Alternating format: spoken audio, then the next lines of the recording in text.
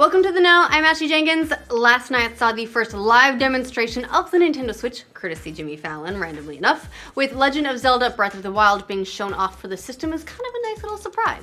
Coincidentally, this is also the first time we've seen Zelda running on the Switch outside of footage from the trailers, which really doesn't count.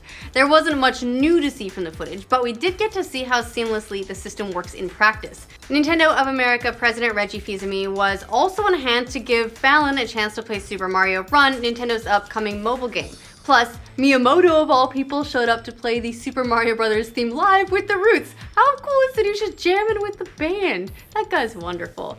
Super Mario Run launches in 1 week on December 15th, but you can actually play it right now at any brick-and-mortar Apple store across the globe. As for when we can play Breath of the Wild, well, that one's a little bit more up in the air. We'll find more out next month.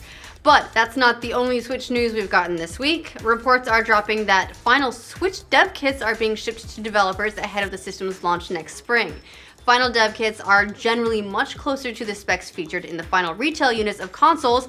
Anyone who remembers the Oculus Rift dev kits will remember that it got gradually closer and closer to the retail hardware as they released new versions. So the big concern here isn't so much what type of hardware it's running. We have a fairly decent idea of that thanks to earlier leaks, but the Switch's battery life. Previous rumors indicated a pretty awful range of around 3 hours for the Switch's battery from early dev kits, so it was really only good for bathroom play. But apparently this final dev kit is touting a battery that lasts anywhere from 5 to 8 hours, which sounds much more promising.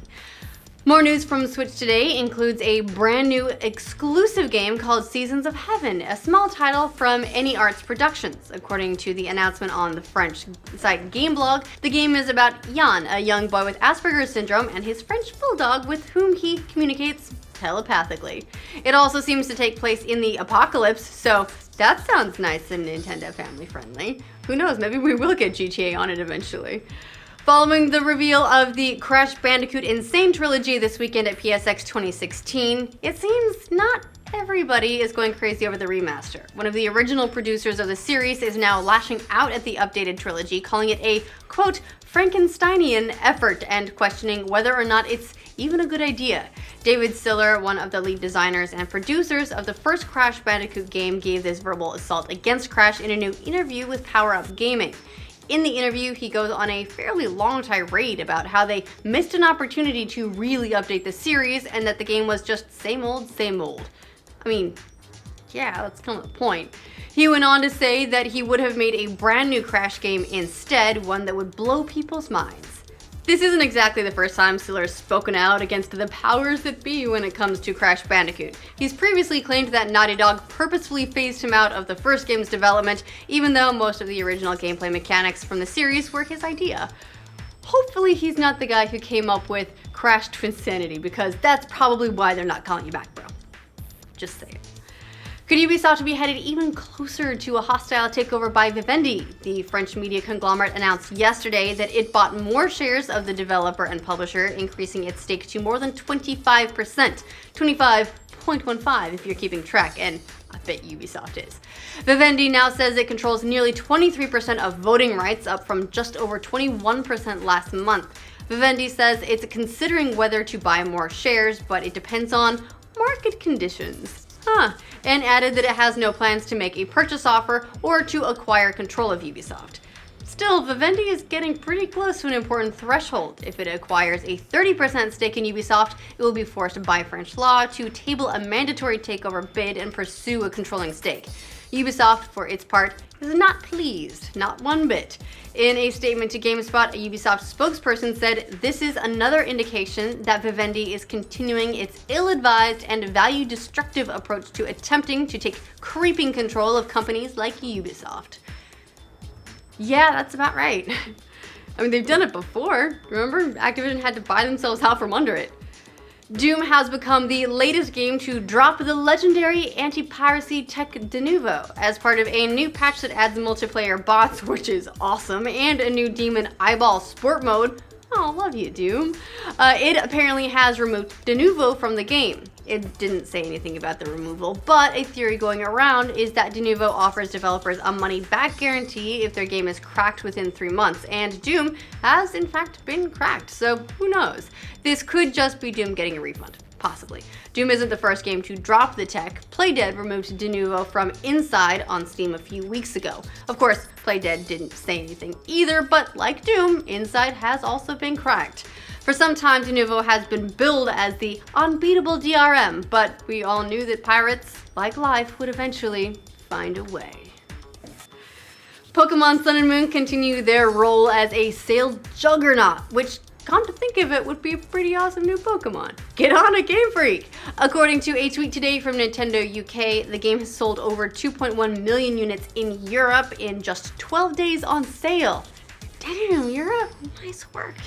The games have already become Nintendo's fastest selling titles in the Americas, with more than 3.7 million copies sold across those regions. So, yeah, Pokemon is back, you guys. I mean, it never left, but now it's like really extra back. If catching Pokemon isn't really your speed though, and you'd rather catch, fight, and kiss all the prep school boys and girls, Rockstar has made your dream come true by announcing the 10th anniversary edition of Bully for mobile devices. I know, we know, you really wanted them to give you a full-on next-gen remaster of some kind, but they've got Grand Theft Auto Online to worry about. Bully launches today for iOS and Android for just $6.99, a price that includes the full game, the Scholarship Edition content, upgraded graphics, and even multiplayer. It's still a little bit mind-blowing that we can play full versions of PS2-era games right on our phones whenever we want, which, of course, makes you wonder why more developers aren't doing this on a regular basis, but come on, it's a matter of time. Loot boxes. So bright, so shiny, so full of wonder and promise, till you open them and it's the same goddamn Bastion skin that you already got like 9 times. God damn it, Blizzard! Anyway, if you feel like the odds are stacked against you ever getting that legendary piece of gear, China apparently feels the same way, and they're not happy about it. The country has a new law that will require developers to disclose the probabilities behind loot boxes in games like Overwatch, Hearthstone, and Counter-Strike. One of the stipulations states that online game publishers shall promptly publicly announce information about the name, property, content, quantity, and draw and forge probability of all virtual items on their web pages, according to a translation by a NeoGAF user. This would apply to just China, and it starts in May, but who knows, other countries could follow suit. Although this law does already exist in Japan, and some speculate it's just led to developers being transparent in Japan, but then just doing whatever they want everywhere else. So that might also happen. We've seen some bullshit content walls in the past, but one VR developer tried their hand at a fairly unique one recently. You always gotta love the new attempts. They were locking certain features off to anybody without the right type of CPU. Wow, wait, so you're telling me the Master Race has a Master Race? Arizona Sunshine, a VR zombie shooter, launched this week to high praise from VR enthusiasts, at least until they discovered that unless you had a 5th, 6th, or 7th generation Intel Core i7 CPU, you couldn't play the game's horde mode. What's worse, this wasn't ever announced or communicated beforehand, and users had to discover it for themselves by just being disappointed when they couldn't do it. While some thought that maybe this was to prevent a bad experience in virtual reality, you know, because of hardware limitations and so on, it actually turns out that nope, it was all about money. Vertigo Games stepped in to explain that excluding certain CPUs was the result of an exclusive partnership with Intel, which gave anyone with a 5th, 6th, and 7th generation i7 first access to the game's horde mode for a full quarter. Really, a quarter? That's what you negotiated? Naturally, players said fuck that, so Vertigo decided to open the feature up to everyone regardless of CPU. However, they did note they feel the best experience of the game is still on an i7. Nice save, guys. What do you think of all the stories from today's roundup? Let us know in the comments, and for more news from every corner of the internet, like this video and subscribe to The Know. Is this when I say that there's actually already a Juggernaut Pokemon? There's a Juggernaut Pokemon? Yeah, Chestnut. From Pokemon X and Y. Yeah, but it's not a Juggernaut. I mean, he's pretty big. Is he made out of a jug? Well, okay, fair point. I'm so, like, come on. Like, this is the way Pokemon works. It has to be made out of a jug, and they'll call him a Juggernaut.